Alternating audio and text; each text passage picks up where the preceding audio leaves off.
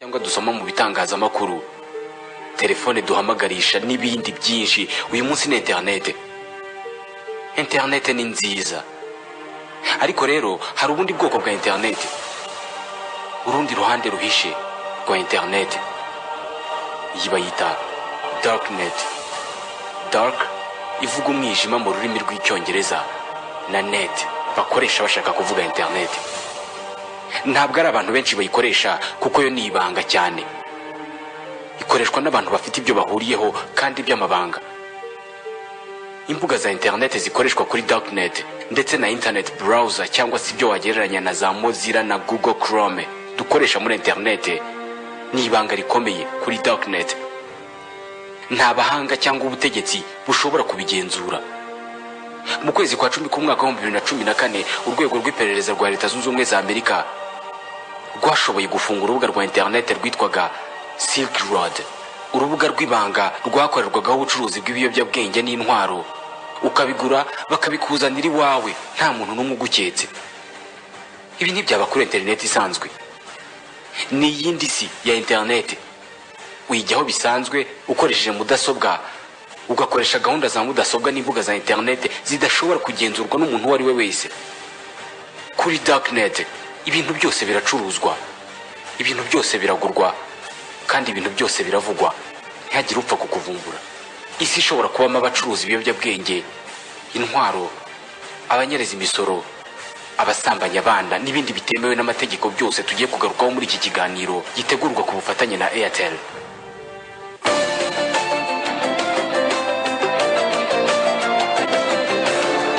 Airtel, kuko u Rwanda rukwiye ibyiza. Ibitekerezo byanyu cyangwa inyunganizi bishobora kunyuzwa kuri page ya Facebook y'iki kiganiro yitwa Isango Sobanukirwa.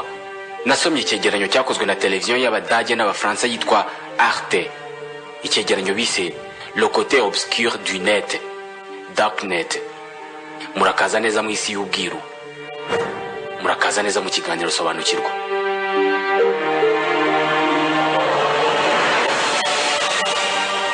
Urashaka kugura igikoresho cyangwa ikindi kintu ukeneye imbere no mu mahanga, ukabikora utavuye mu rugo, ukishyura amafaranga, icyo waguze bakakikuzanira.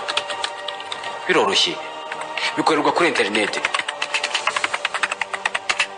Jya ku mbuga z'ibigo bikora ubucuruzi kuri internet nka eBay, Amazon n'ibindi, maze ushakishe icyo ushaka kugura. Baragusobanurira icyo gikoresho icyo ari cyo n'uburyo gikoreshwa. Ubundi niba wemeranywa n'igiciro, bakwereka aho ushyira nimero z'ikarita yawe y'amafaranga, nayo y'ikigo cy'ubucuruzi nka Visa ANC itanga Visa Card, Mastercard, Discover, Chase, Capital One n'andi makarita yo mu bindi bigo bikomeye by'ubucuruzi. Hanyuma ushyiraho adresse zawe naho uzafatira igikoresho cyawe bitarenze iminsi 4. Igikoresho waguze Washington kizagusanga i Kigali kandi utagira na passport wenda. Internet yoroheje ubuzima. Ubu ni ubucuruzi bwiza kandi bunyuze mu mucyo, kuko ibi bicuruzwa birasakwa aho bibaye ngombwa kandi bigasora. Ariko rero iyi internet ikora ibintu byiza gutya, hari n'ibindi bitari byiza ikora. Niba abantu bashobora kwigurira ibikoresho nkenerwa bakoresheje internet, hari n'abandi bagura ibiyobyabwenge, intwaro cyangwa ubundi bucuruzi cyane cyane ubutemewe, bakabinyuza kuri internet ariko ihishe, itanagenzurwa n'uwo ari we wese. Darknet. Niba umuntu agura radio muri Amerika wari i Kigali, hari n'abagura urumogi cyangwa amnesia haze muri Jamaica bari i Kigali. Ubusanzwe kugira ngo ujye ku masite internet acururizwaho binyuze mu mucyo, unyura ku moteur de recherche cyangwa se izi tunyuzamo ibintu dushaka kuri internet nka Google na Yahoo. Ariko hari izindi website washyira muri Google, Yahoo, AltaVista, Bing, Ask cyangwa izindi ntugire icyo ubona. Imbuga za internet zihishe kuri buri wese utari imiti kuri internet.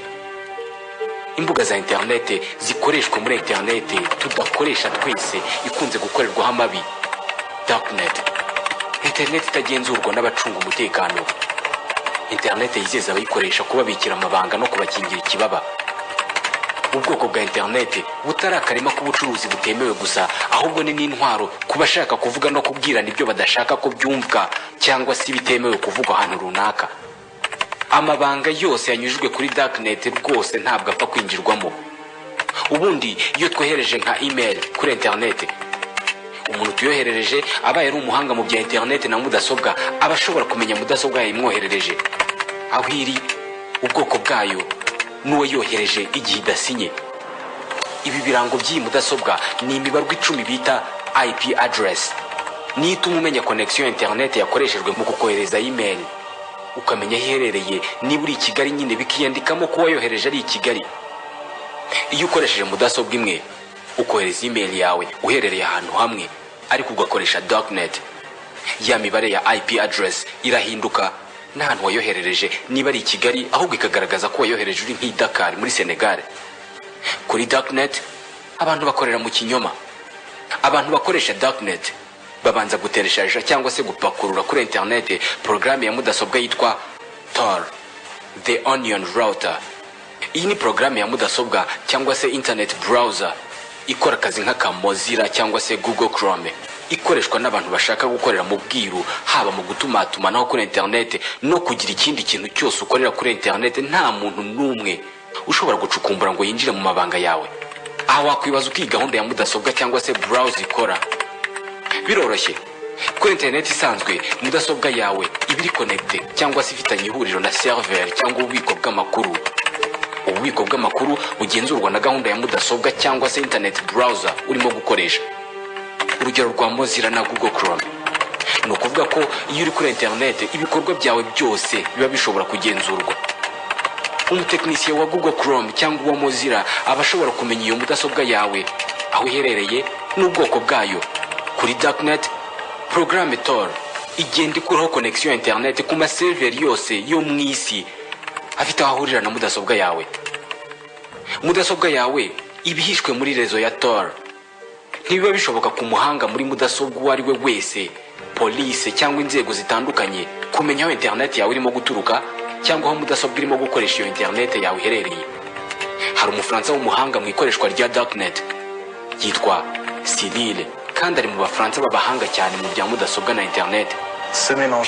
Urwo ruvange rutuma n'abayobozi bafite ubushobozi buhambaye bwo kugenzura internet badashobora kumenya aho njya n'aho nturuka.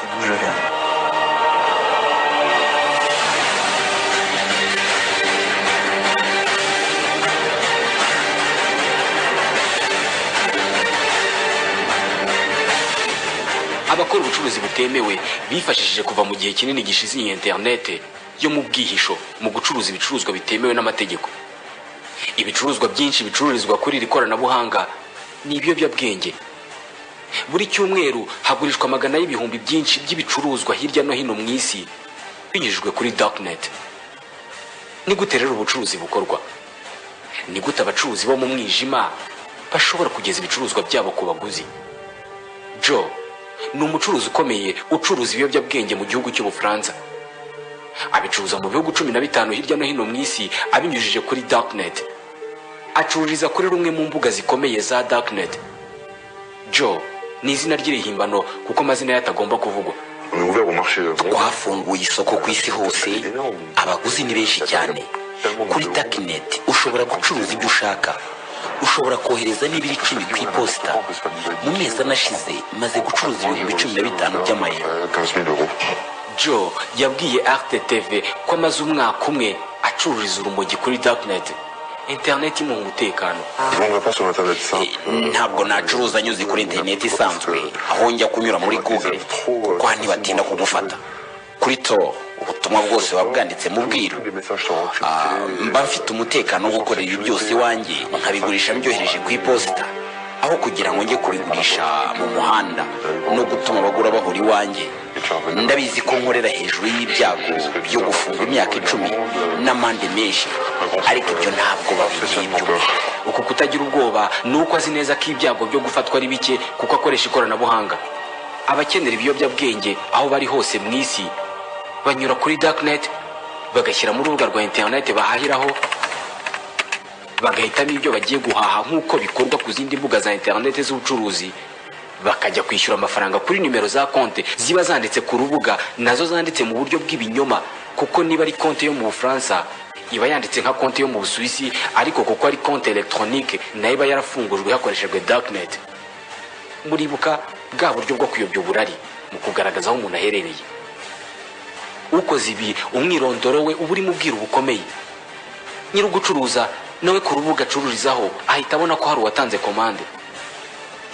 Ibiyobyabwenge bye abifunga mu gasashe kananutse cyane kandi gakozwe mu buryo ikiyobyabwenge gisa n'ikiri mu busa cyangwa se kireremba mu mwuka, ariko mu gasashe. Ukoze ku gasashe ntacyo yumva. Ibi iyo birangiye agasashe kazingirwa mu rupapuro kagashyirwa mu ibahasha bagateraho tembure bikajyanwa ku iposita. Ikigero gito cy'ibi nicyo gifatirwa kuri za douane bitaragera aho byoherejwe. Mu bihugu byinshi by'Uburayi nta rubuga na rumwe rurashobora kuvumburwa ngo rufungwe kuko rukorera kuri darknet. Gusa mu mpera z'ukwezi kwa 10 mu mwaka wa 2014 FBI muri Leta Zunze Ubumwe za Amerika yabashije guhagarika Silk Road, urubuga rwari urwa mbere mu gucururizwaho ibiyobyabwenge kuri darknet. Uru rwanyuzwagaho miliyoni irenga y'amadolari buri kwezi. Kugira ngo FBI rufunge byayifashe imyaka 2 y'amaperereza. Babashije kuruvumbura no kurufunga ku ikosa ryari ryakozwe na Ross Ulbricht wari wararushinze. Ibihumbi by'abadealer n'abagangsters bakoreshaga uru rubuga mu bucuruzi bw'ibiyobyabwenge mu buryo bw'ubwiru bukomeye. Bakimara gufunga Silk Road, amagana y'abarucururizagaho ibiyobyabwenge n'intwaro bari bamaze gushinga izindi mbuga zikora nka Silk Road. Gusa nanone hashize ukwezi kumwe rufunzwe, urubuga rwongeye gutangiza ibikorwa byarwo rugaruka ku murongo. Kuri page yarwo ibanza ba nyirarwo banditseho amagambo yishongora ku bashinzwe umutekano. Murakaza neza nanone mu isi yigenga. Ni igihe cyo kugaruka ku byacu tugakomeza iyi mpinduramatwara turwana cyane ku kigero kitigeze kubaho.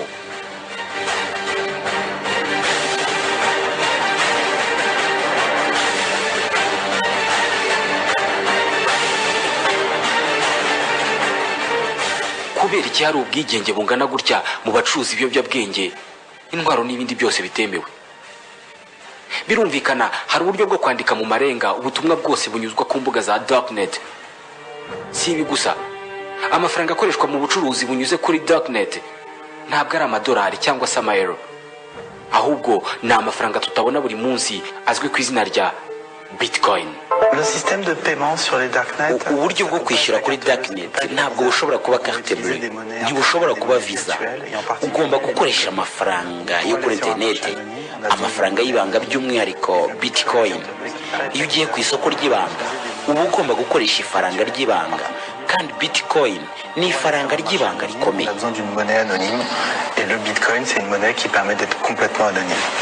Bitcoin ni ifaranga ryemewe n'amategeko, ryahimbwe mu mwaka wa 2009 kandi nta muntu n'umwe uzi warihimbye.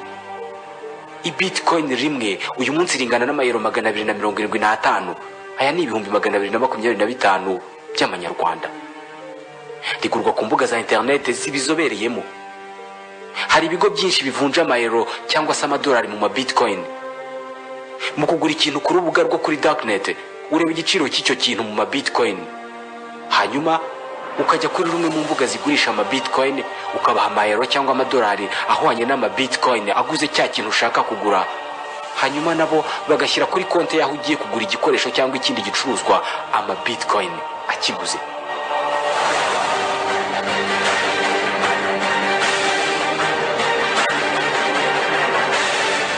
Mbere yo gutanga amafaranga yawe ku muntu utazi utari no mu gihugu cyawe, hari amabwiriza akurikizwa mu kwirinda ubujura. Ku mbuga za internet zikorerwaho ubucuruzi kuri darknet haba hariho ibitekerezo cyangwa se amakomantere y'abaguzi avuga kuri buri mucuruzi. Aha bamwe mu bamugurira bashyiraho ubuhamya bw'uburyo yitwara, niba yohereza ibicuruzwa mu gihe gito, niba azi kubika neza igicuruzwa ku buryo kitapfa kuvumburwa, n'ibindi bigaragaza uwo ari we. Ugiye kugura igicuruzwa kandi rimwe na rimwe yohererezwa umusogongero mbere y'uko yishyura. Ibi bikorwa nk'igihe igicuruzwa ari ikiyobyabwenge cyangwa se yari amafaranga y'amiganano.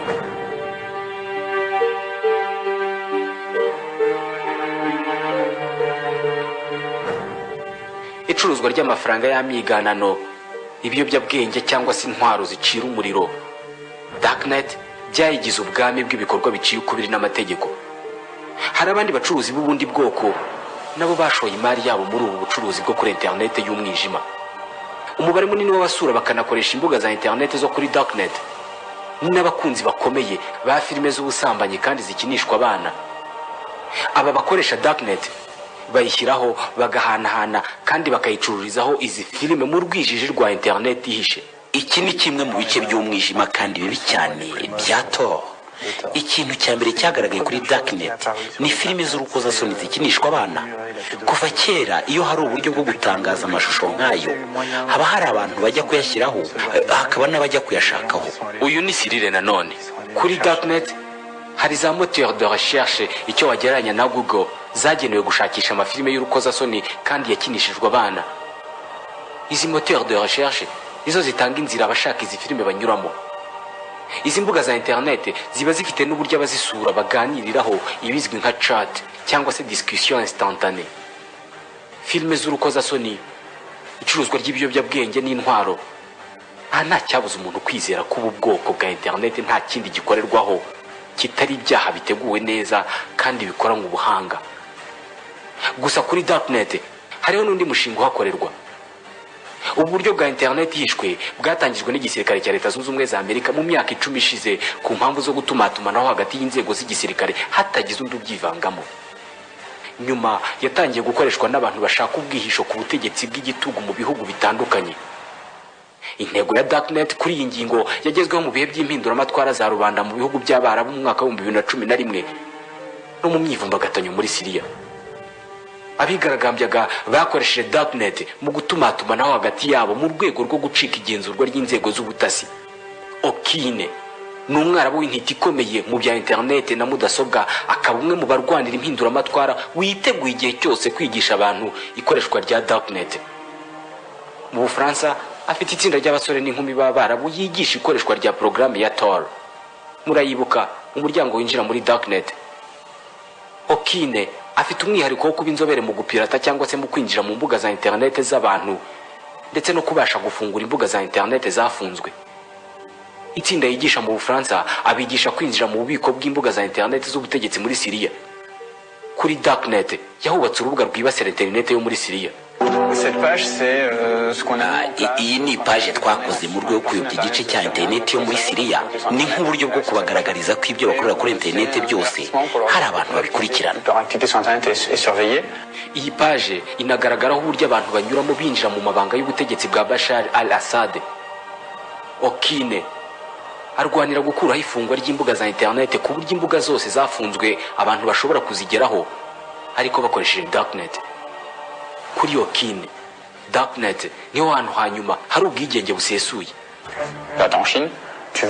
Tuvuge nko mu Bushinwa, niba ushaka kugera ku makuru avuga ku rubuga rwa Tiananmen, niba udafite Tor ntabwo uzigera ubona amafoto y'abanyeshuri baraswa n'abasirikare.